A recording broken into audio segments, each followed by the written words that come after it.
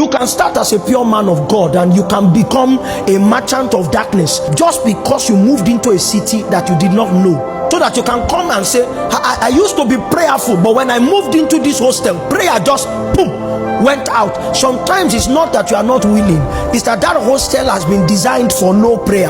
It's the environment that is acting on you. And there are two instructions that we give such people. I'm speaking to a particular person. One of the cheapest ways to win is to move out if you cannot fight.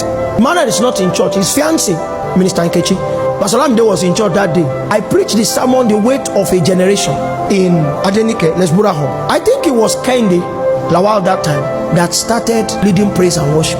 All of a sudden, her face went pale and she gently dropped the microphone and ran. You know, we that are singing, we used to back the door. They that are leading, they can see the door. So I now said, Nkechi, you now heavyweight now, go there.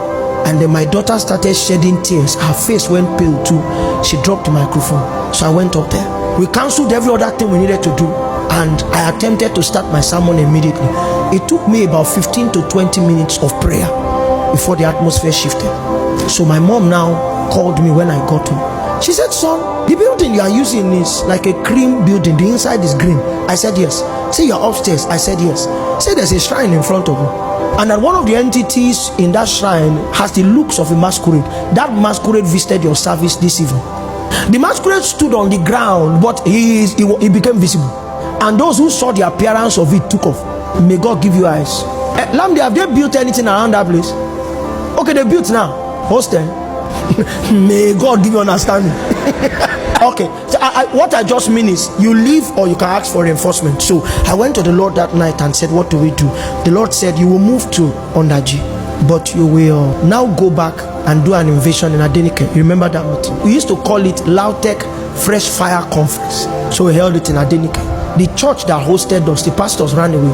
I mean, after the meeting, both of them were married, their families were broken, both of them.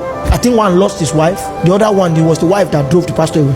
I remember that even the pastor, after that meeting for hosting us, some people met him, 6 individuals met him and gave him the date he was going to die. It was November 18 that year. And then he called me and said, see, I'll come and be living in your house. I said, don't come to my house, but you will not die. I said, sleep is between me and them.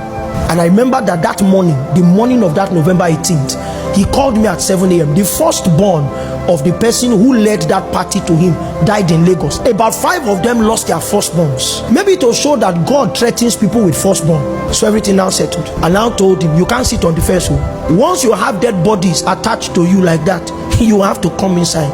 But they wanted flair more than hard work. They were praying too much, they were fasting too much. Ministry is death work. You don't pray so that you can have power. You pray so that you can wake up the following morning. That's why we pray. And this city is a mystery, like every other city.